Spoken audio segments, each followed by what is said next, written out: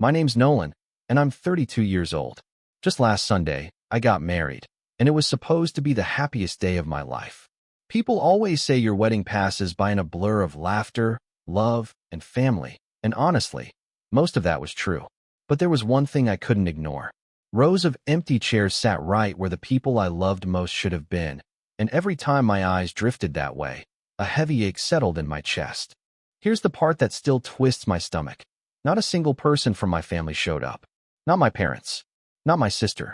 Not even my best friend, Leo, the guy who's been closer than a brother since we were kids. Instead, every last one of them chose to go to my sister's engagement party. Yeah, you heard that right. My sister, Serena, picked the exact same date for her engagement party, 10 months after I'd already locked in my wedding day. And the worst part? My family didn't even try to hide where their loyalty was. Her invitations went out 3 months before my wedding, complete with shiny gold foil, elegant cursive, and staged photos of her and her fiancé kissing on a rooftop at sunset. Meanwhile, when I mailed out my own invites, all I got back were short, half-hearted text replies. My mom wrote, "We'll have to see if we can make it work, dear." My dad didn't even bother with words, just sent me a thumbs-up emoji 4 days later. I told myself I was overthinking it, but deep down, I knew better. Serena has always been the golden child, the one who could never do wrong. She got the bigger bedroom when we were kids, the car on her 16th birthday, and my parents' constant, undivided attention. I'd gotten used to being second place. Still, I honestly believed my wedding would be different. 3 weeks before the big day, I called my mom to check on their travel plans. There was this long, uncomfortable pause before she finally said, "Nolan, about the wedding. Your sister's engagement party is the same day. It's going to be difficult for us to attend both." I actually laughed, thinking she was joking. She wasn't. "So you're not coming?" I asked, my voice cracking in a way I hated. "It's just that her future in-laws are flying in from Europe. It's such a rare chance to have everyone together," she said, as if that somehow excused skipping my wedding. "Mom, this is my wedding." Instead, she sighed like I was being dramatic and told me, "You'll understand when you have kids of your own. We just can't be in 2 places at once." I hung up without even saying goodbye. My hands shook so hard I nearly dropped the phone. I didn't tell my fiancée, Isla, right away. I didn't want to crush her excitement. But over the next few days, one after another, relatives reached out with the same story. "Sorry, can't make it." Then came the final gut punch. The night before my wedding, Leo, my best man, my so-called brother, called me and said, "I'm really sorry, man. But Serena's party, it's kind of a big deal. I can't miss it." So when the day finally came, I walked down the aisle with a smile plastered on my face, the kind of smile you wear to convince everyone you're fine. Isla looked breathtaking, like something out of a dream, and our friends filled the room with laughter and warmth. I did my best to hold on to that and focus on them. But every time my eyes drifted back toward that section of empty chairs, my chest tightened all over again. The ceremony itself went smoothly. No hiccups, no awkward pauses. And for a little while, I even managed to forget the sting of who wasn't there. That illusion shattered at the reception. Right as Isla and I were cutting the cake, my phone buzzed on the table beside me. A text from my mom lit up the screen. "We need to talk now." Before I could even wrap my head around it, notifications exploded across the phone. Call after call after call. By the time I picked it up, I had 38 missed calls, all in under an hour. My hand froze around the cake knife. Isla leaned in and whispered, "What's wrong?" But I couldn't answer. I just stared at the glowing screen, my heart pounding, wondering what could possibly be so urgent for the woman who hadn't even shown up to my wedding. Then another buzz. A new message. This one was from my cousin Amnolana, the only person in my family who occasionally slipped me the truth when everyone else tried to keep me in the dark. Her text read, "You won't be Nolan what's happening here. Call me when you can, but don't tell anyone I told you." That one line sent my pulse racing. I didn't reply. If I did, she might get dragged into whatever mess was brewing. But deep down, I already knew it had something to do with Serena's engagement party. I shoved my phone into my pocket and tried to shake it off, tried not to ruin the moment. I barely heard the DJ call us for our first dance. I pulled Isla close, swaying with her as the music played. She looked radiant, and I wanted so badly to be fully present with her. But in my mind, All I could see was my parents, my sister, and even Leo, my so-called best friend, all dressed up in some fancy hall, sipping champagne, posing for pictures, and celebrating their big night, while I stood here on mine without them. After the dance, I excused myself, told Isla I needed the bathroom, and slipped outside instead. That's when I finally called Nolan. She picked up on the first ring. "Nolan, they're talking about you," she blurted, her voice low, like she was hiding in a closet. "They're saying you planned your wedding on purpose, to compete with Serena's big day. Your mom's been telling people you did it just to steal the spotlight." I froze. What? That's insane. I announced my wedding date months before she even got engaged. "I know," Nolan said quickly, "but they're spinning it like you tried to upstage her. And that's not all. Your dad's been telling her fiancé's family that you've drifted away from everyone, so it makes sense none of them came." My mouth went dry. They weren't just ignoring me. They were rewriting the whole story while it was happening. "There's more," she continued. "Leo's here. He's been telling people he couldn't be your best man because you were being difficult about the guest list. He's making it sound like you didn't even want him there." For a moment, I couldn't get words out. Leo, the guy I'd grown up with, the one who'd been there for every milestone of my life, was now standing at my sister's party, trashing me to people who barely even knew me. Nolan paused for a second before she added, "And your mom's been blowing up your phone because, well, I don't know all the details, but apparently Serena needs you to fix something tonight. She said it was urgent. That's why she's calling so much." I swear, the absurdity of it hit me like a slap across the face. They skipped my wedding, to attend my sister's engagement party, and now, in the middle of my own reception, they suddenly needed me to step in and clean up her mess. This was the story of my life. They'd hurt me, twist the narrative until I was the problem, and then come running back whenever they needed something fixed. And every time, I'd given in. But that night, I felt something change in me. I didn't tell Isla. Not yet. But the weight of it pressed against my chest like a stone. When I finally walked back inside, the room was alive again.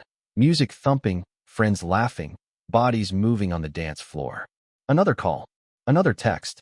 My mom's name flashing over and over, like some cruel reminder that the people who should have stood by me had chosen someone else, and still expected me to drop everything for them. By the time the night was winding down, the missed calls had climbed to 55, and the final voicemail they left me, it was so condescending, so dismissive, that my hands curled into fists just hearing it. When Isla and I finally got back to our hotel suite, we were wiped out. I was just about to toss my phone onto the dresser and forget about it until morning when another message popped up. It was from Nolan again, but this time it was just a photo. There was Serena, smiling for the camera with my late grandmother's wedding necklace glittering around her neck. That necklace was the one heirloom my grandmother had promised me when I was 18, just before she passed. She'd pressed my hand and whispered, "Nolan, this is for the woman you marry. I want her to wear it on your wedding day." She'd even written it into her will. That necklace had sat in a velvet box in my mother's safe for years. And when I asked about it a few months ago, Mom had waved me off, saying, "It's not in good condition anymore. Best not to use it." And yet here it was, shining perfectly, matching Serena's designer dress, sitting proudly around her neck. And just when I thought I couldn't feel more gutted, I noticed the background. There was Leo, my best friend, smiling beside her with a glass of champagne in his hand, like he belonged there, like he hadn't abandoned me. I just sat there, staring at that picture, the sound of my pulse roaring in my ears. Isla noticed my face tighten and asked softly, "What is it?"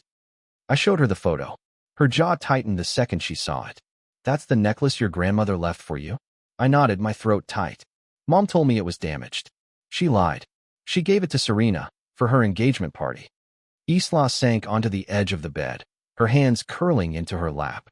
"Nolan, that's not just disrespectful. That's theft." And another call from Mom. I hit speaker. Her voice filled the room. Cheerful at first, then sharp, clipped. "Nolan, I don't know why you're not answering. Serena had a little problem tonight. The caterer overbooked, and we're short on a few things. We need you to call in a favor with that restaurant. You know, the one in town. And oh, by the way, I gave her grandma's necklace so she could wear something meaningful tonight. Don't make this into a big deal. It's just a piece of jewelry. Call me back." That was the moment something inside me finally snapped. It wasn't just that they hadn't come to my wedding. It wasn't just the gossip or the lies or the way they spun the story to make me the villain. It was that she could take something so deeply personal, something tied to my grandmother's memory, a promise made to me, and hand it over to my sister like it meant nothing. The betrayal settled over me slowly, like ice spreading through my chest. I sat there in silence for a long while, the phone still in my hand, before finally setting it down. This time, I wasn't going to just let it go. The next morning, sunlight streamed through the hotel curtains, but it felt muted. Isla was still asleep beside me, but my thoughts were nowhere near the quiet warmth of that moment. I checked my phone. The barrage hadn't slowed. 77 missed calls now, 25 voicemails, dozens of texts, and almost every single one said the same thing. You need to call your sister. Not a single congratulations. Not when we're sorry, we couldn't be there. Just orders, demands, and guilt-soaked messages that made my stomach twist. I finally pressed play on another voicemail from Dad. Nolan, I don't know what's gotten into you, but ignoring your family on a night like this is childish. Call your mother back. Isla and I went out for a quiet breakfast at a little cafe near the water. Even though Isla tried her best to keep things lighthearted, I could see it in her eyes. She was searching mine and worried. Back at the hotel, I sat on the edge of the bed, staring at the little overnight bag I'd packed for the wedding. Inside, folded neatly, was that velvet jewelry box, empty. Now it felt less like a keepsake and more like a reminder of how little my family actually respected me. I didn't tell Isla, but I started saving things. Screenshots of texts from my parents. Photos Nolan had sent from that engagement party. Every voicemail, especially the ones dripping with manipulation. One by one, I backed them up into a folder on my laptop labeled simply, for later. That afternoon, while Isla napped, I sat in the hotel lobby with my laptop open. I was pulling up my grandmother's will, the copy I'd saved years earlier when I'd helped her with paperwork. And there it was, written out in plain, clear language. I leave my wedding necklace to my grandson, Nolan Carter, to be given to his bride on the day of their wedding. I posted one carefully chosen wedding photo online. Outwardly, I kept calm. Inside, something scarred, colder than I'd ever felt before, was forming. They thought they'd gotten away with it. I was already planning how to make sure they never saw what was coming. When Isla and I got back from our short honeymoon a week later, my energy shifted. I started focusing on what I could control, my marriage, my career, and the life we were going to build without needing anyone's approval. The first big change came at work. I'd been sitting in that middle lane as a project manager at a fast-growing marketing firm. That changed quick.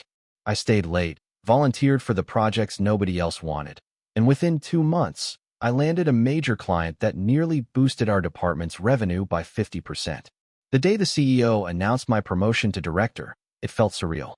Along with the new title came a serious jump in pay, and for the first time in my life, I had the means to invest with real intention.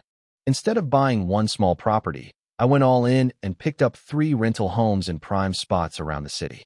Within a year, the income from those alone was nearly matching my salary at the firm.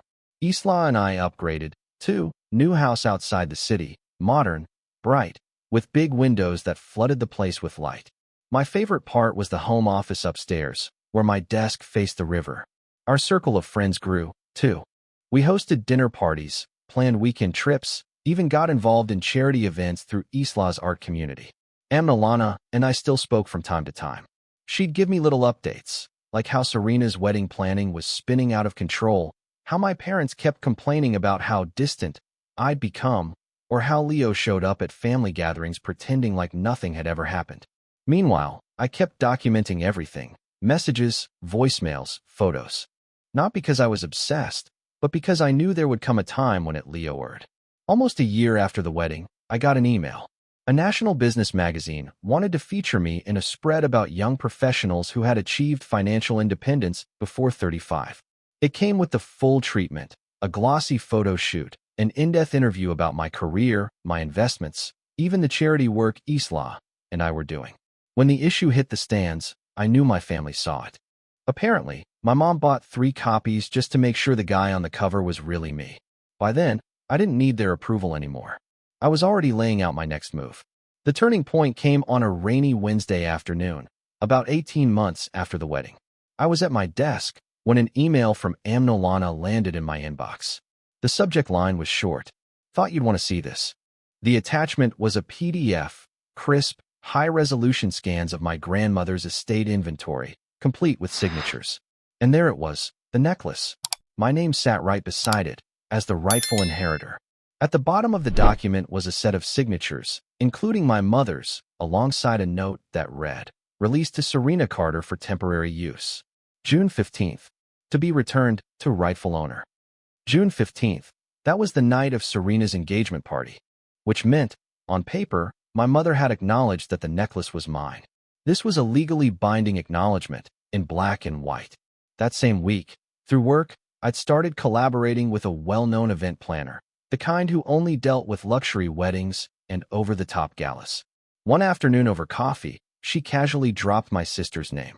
She said, "I just booked this massive wedding for a client with the most outrageous demands. The bride's name is Serena Carter." My sister's wedding was in 6 months. From the way the planner described it, this was going to be a huge production, lavish, expensive, and very, very public. The planner, oblivious to the connection, kept talking. She mentioned the venue, an exclusive estate you had to book years in advance. And the bride wanted every detail to be flawless, all for the sake of the family image. Family image. I almost laughed. Now I had two things: undeniable proof that the necklace belonged to me, and knowledge about the single biggest event of my sister's life. That's when I started moving in silence. I hired a highly skilled attorney. He confirmed what I had: a strong legal case to reclaim the necklace, and if I wanted, I could even go after damages for wrongful withholding of inherited property. But I wasn't ready to pull that trigger yet. At the same time, I began showing up at more networking events across the city. I eased myself into circles I knew overlapped with my family's. Even the owner of the estate where Serena's wedding was set to take place. I never mentioned her. I simply made sure I was there. By the time spring rolled around, I was in a stronger position than I had ever been before.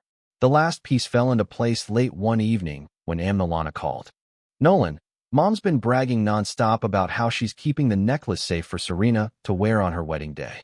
She keeps saying you don't care about family traditions anymore, so it's better off with her." I thanked Nolan, ended the call, and just sat there in silence, letting the words settle. For the first time in years, that dull ache in my chest began to fade, replaced by something steadier. The morning of Serena's wedding dawned warm and golden, the kind of light photographers pray for. I was up early, not because I was invited, of course I wasn't, but because everything I'd been planning for over a year was about to unfold. In my home office, I went over the folder on my desk one last time. Every document was lined up neatly. My grandmother's will, the temporary release with my mother's signature, dated photos of the necklace from Serena's engagement party, and the letters exchanged with my attorney.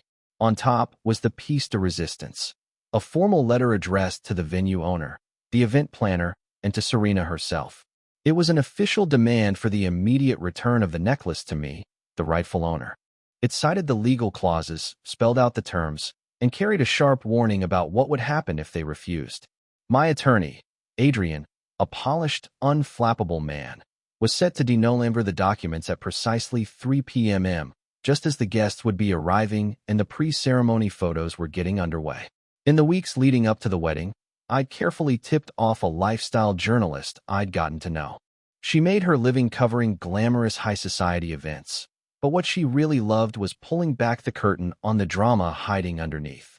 I hadn't given her the full story, just enough to spark her curiosity. At exactly 3:03 p.m., my phone buzzed.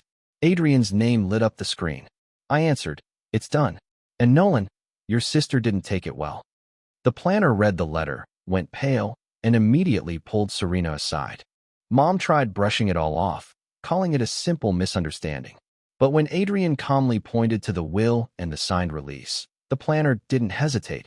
She reminded them that allowing disputed property at their event could expose the venue to liability, which meant, in no uncertain terms, that Serena was not walking down the aisle wearing that necklace.